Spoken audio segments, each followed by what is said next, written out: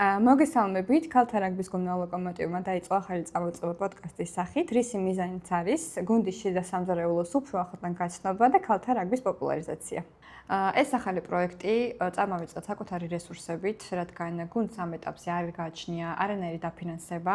შესაბამისად ვეძებ სპონსორებს, რომელთა დახმარებითაც გავაუმჯობესებთ ამ კონტენტს და გუნდის პირობებს, რაც დაეხმარება ქალთა რაგბის განვითარებაში.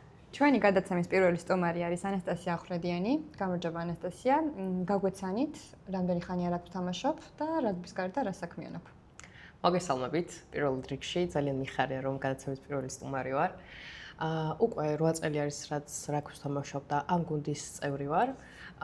და რაგბის გარეთ ვსწავლობ ილიას სახელმწიფო უნივერსიტეტში საბუნებისმეტყველო მეცნიერებისა და მედიცინის ფაკულტეტზე. მოდი გადავიდეთ გადაცემის პირველ ნაწილზე და ვისაუბროთ გუნდის შესახებ.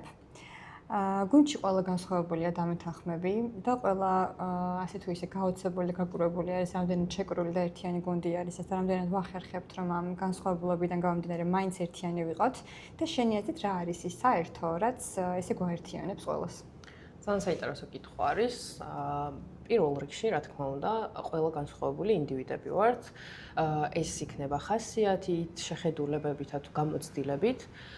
თუმცა ჩვენ გვაერთიანებს საერთო მიზანი და ეს არის გუნდის წარმატება და ამავდროულად ყველაზე მნიშვნელოვანი ფაქტორი ამ გუნდში ის არის, რომ ყველანი თანასწორები ვართ. რაც გულისხმობს იმას, რომ არ აქვს მნიშვნელობა, რამდენი ხანი არის, რაც ამ გუნდის წევრი ხარ, საკმაოდ დიდი ხანია თამაშობ, ახლა ხან შემოვერთი გუნდს თუ არა. მწვრთნელების მხრიდანაც და ზოგადად მოთამაშეების მხრიდანაც ერთმანეთს ყველანი თანასწორად ვექცევით. შესაბამისად, ეს უკვე აისახება ნდობაზე და აი ამ ნდობის და თანასწორობის საფუძველზე ჩვენ ვართ საკმაოდ ესეთი შეკრული და წარმატებული, შეიძლება ითქვას, გუნდი, მიუხედავად ჩვენი განსხვავებული თვისებებისა.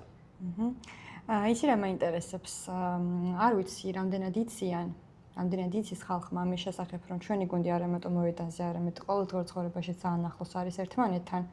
და შენი აზრით, აი როგორ ახერხებს ეს გუნდი ერთმანეთის მხარდაჭერას, არა მხოლოდ სტადიონზე, არამედ სტადიონის მიღმაც?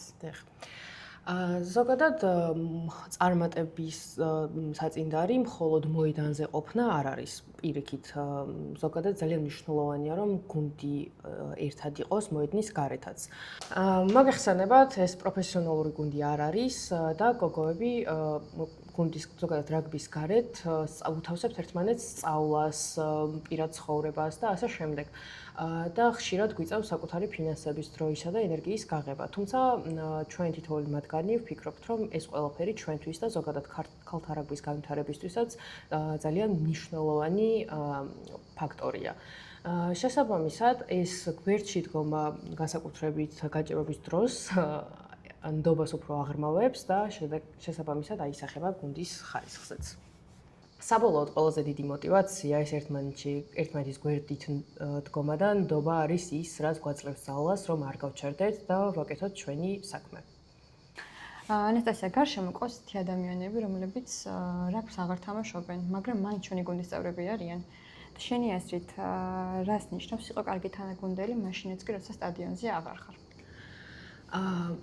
გუნდელად ყოფნა და გუნდის წევრად ყოფნა არ ნიშნავს მხოლოდ მოედანზე თამაშის დროს ყოფნას. პირიქით, ყველაზე მნიშვნელოვანი ეტაპი არის, როდესაც ისეთი ადამიანები გიდგანან მოედნის გარეთ, რომლებიც შენს გვერდით არიან ყოველთვის და ერთი გამომხნევებელი სიტყვაც კი მათგან ძალიან მნიშვნელოვანია და მართალი ხარ, საკმაოდ ბევრი ადამიანი არის ჩვენს გუნდში და ჩვენი გუნდის წევრი კიდევ, მიუხედავად იმისა, რომ არ თამაშობენ, რომლებიც აი ამ გუნდს კიდევ უფრო კრავენ და მოედნის გარეთაც ჩვენ მათთან ძალიან კარგი ურთიერთობა გვაქვს. მაგალითად, აუცილებლად უნდა ვახსენოთ ჩვენი ქეთო მოკითხვა, რომელიც იყო თამაშობდა რაგბს, თუმცა საკმაოდ დიდი ხანი არის, უკვე აღარ თამაშობს, თუმცა საერთოდ ვერ გგრძნობთ მაგას პირიქით. ეს საერთოდ ქალგარეთ გასვლა იქნება თბილისში თამაში თუ ასე შემდეგ, თუ ისე ვარჯიშები, ყოველთვის ჩვენს გვერდით არის. საკმაოდ ბევრი ეს კიდევ ასეთი უბრალოდ ქეთო ახლა გამახსენდა. მოდი ახლა ვისაუბროთ უშუალოდ საკუთარ თავზე, შენს თავზე. რა შეცვალა რაგბიმ შენს ცხოვრებაში, როგორც ადამიანში? გამომდინარე იქიდან, რომ რაგბი ჩემს ცხოვრებაში საკმაოდ პატარა ასაკში გახდა ჩემს ცხოვრების უმნიშვნელოვანესი ნაწილი. მედი ეგეც რომ ახსენოთ, რამდენი წლის იყავი, რომ შემოხვედი? ვიყავით 11 წლის. და ესე არაფერ თითქოს არ ჟღერს არაფერ, თუმცა მაშინ ყველა ჩემზე საკმაოდ დიდი იყო. და მასწავლა და შეცვალა საკმაოდ ბევრი რამ ჩემს ცხოვრებაში. განსაკუთრებით პასუხისმგებლობის გრძნობა, დისციპლინა და ის რომ წარმატება მხოლოდ შრომით მოდის და ასევე უნდა აღნიშნო ის რომ რაგბმა გამაცნო მნიშვნელოვანი ადამიანები, რომლებიც ჩემთვის საუკეთესო მეგობრებიც არიან. მაგალითად მე ხო? მაგალითად თქვენ და მაგალითად აი კამერი და აი მაგალითად კამერის უკან ვინც არის ისიც. დიახ. მოდი ახლა ვისაუბროთ ჰობზე, ნიჭზე. ღამე ლოგიკი სათვალოს ვაკეთებ. შეიძლება მუშტიპიში ჩავიდო. კარგი.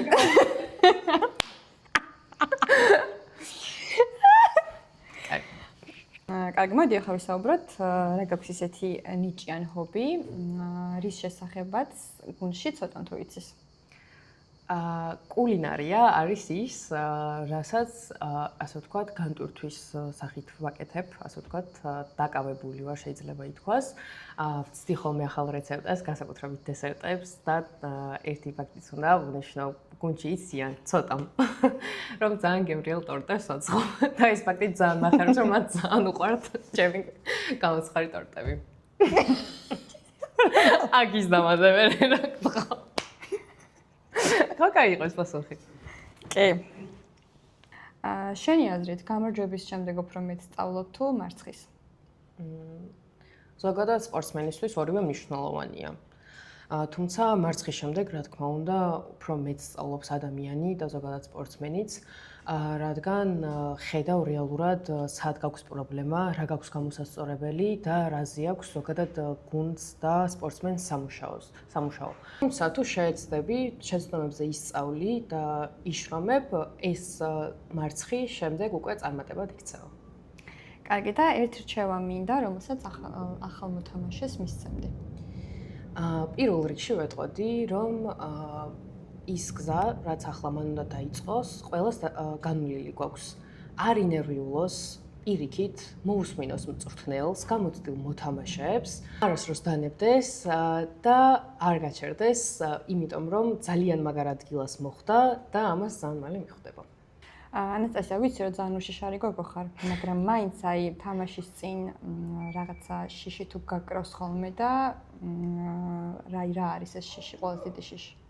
ზოგადად თამაშების წინ შიში ნაკლებად მაქვს და უფრო მე ღელვას დავარქმევდი ახლა რასაც ვიტყვი.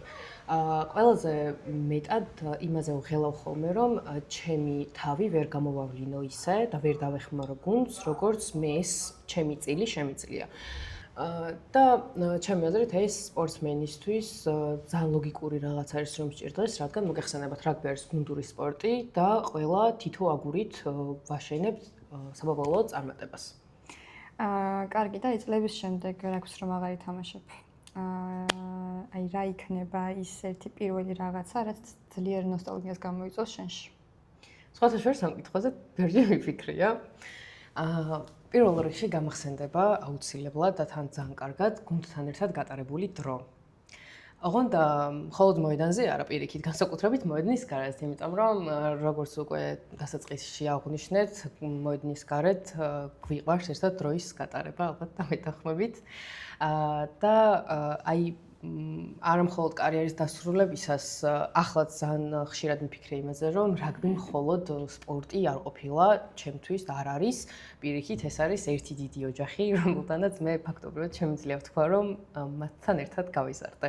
კარგი, მოდი ახლა სახარასო კითხვებზე გადავიდეთ და ესეთი სიტუაცია გვაქვს, ზომბი აპოკალიფსი დაიწყო. და ნუ გადარჩენისთვის ვიბრძვით რა. და შენი აზრით, ვინ იქნება გუნდიდან ის პირველი, ვინც გადაიქცევა ზომბად პირველივე წამს? ნინო მხეიძე. და რატომ? იმიტომ რომ ნინო არ ამხელს, თუმცა გონია რომ ღამფრომობით ზომბად ისაც გადაიქცევა ხოლმე. კარგი. კაცი ჭამია ზომბად. მოგვიტაც. როგორ ხარ დატო? შენი სახე ხო სერგის მოყვარული. კი. სერგი მაგარი. აჰა. და ვინ გადარჩებოდა ყველაზე დიდ ხანს? ზომბი აპოკალიფსის დროს. ვერიკო კუნდუხაშვილი. რატო? გაიქცეოდა ვერ ვინდათ. ვეროსე დაღმართებზე შეუძლია სიბილი, რომ ზომბია რა, რომ რაკეტა ჩამოვარდეს, იმასაც გაიქცეოდა. კაი, და საიდუმლო მისიაზე რომ მიდიოდე, ვის სამ ადამიანს წაიყვანდი? საინტერესო ხო არის. შენ საომე ჩხაიზე. იმიტომ რომ ეს ისეთ რაღაცებს ხდება ხოლმე. ლიკა ბჟალავა, იმიტომ რომ ეს საიდუმლო მისიაზე წასვლაც მაგის მოფიქრებული იქნებოდა. და მესამე ვინ წავიყვანოთ? ნინა მეფარიშვილი. და თუ მკითხავთ რატო? იმიტომ რომ აფერისტი გურულია. კარგი, შემდეგი სიტუაცია გვაქვს ესეთი. უცხო პლანეტელები შემოგვესივნენ. და ვინ იქნებოდა პირველი, ვინც დაუმეგობრდებოდა მათ? ტატა ბუზალაძე. იმიტომ რომ ყველასთან შეუძლია საერთო ენის გამონახვა და არც უცხო პლანეტელები იქნებოდნენ გამონაკლისი. მოკლედ ესეთი სიტუაცია გვაქვს, ეს ხომალში რო აყავთ შუქით. ეგრე მოგვიტაცეს ყველა. და ნუ რაღაცისთვის სჭირდებით ახლა რა. მაგრამ ერთმა ადამიანმა ტვინი გაბურღა და გამოაგდეს. და ვინ იქნებოდა ეგ? ძალიან მიყვარხარ, მაგრამ ნინო გოგონიძე იქნებოდა. რატო? იმიტომ რომ არც ის ხომალდი იქნებოდა გამონაკლისი და ნინო თავისი ისტორიებით.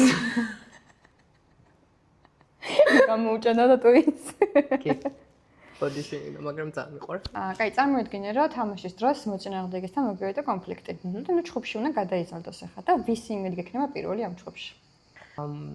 ზოგადად ყველასი, მაგრამ განსაკუთრებით უპირობოდ ლიკა ბჟალავასი, იმიტომ რომ დარწმუნებული ვარ, ჩემზე პირველი ის დარტყავს ხელს. მე ახლა ჩამოგეშლი ცხოველებს. და შენ უნდა შეუსაბამო გუნდის წევრები თითოეულს. მედია ძალიან კატასტროფა არის. კაი, მე ხა 6 ცხოველი მაქვს არჩეული 6-ს ჩამოგითვლი და თუ დაგავწალო გაგახსენებ.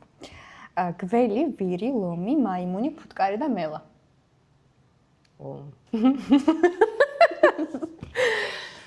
თუ არ გეწყინება, გველა დაგასახელებ შენ. იმიტომ რომ სულ ისინებ. კაი, ხო არ გეწყინება. ვირი. ვერიკო კუნდუხაშვილი. იმიტომ რომ აი რო შეჯდება ხოლმე ძალიან რთულია ვერიკოს გადმოსმა და ზოგადად გასაუბრება დიახ. ლომი. მე. იმიტომ რომ ეგეთი ვარ რა, შეუპოვა. ლომური. ფუტკარი. ფუტკარი მარიამ თიღილაური, იმიტომ რომ რაც მოვიდა იმის მერე გაუჩერებლად შრომობს აი ხელები ამწევია. ნამდვილად. მაიმუნი. მაიმუნი ერთის დასახელება ძალიან გამიჭირდება, იმიტომ რომ აი კუნდუხაშვილი და მეფარიშვილის დუო არის ერთი კაი ციცი გორილა.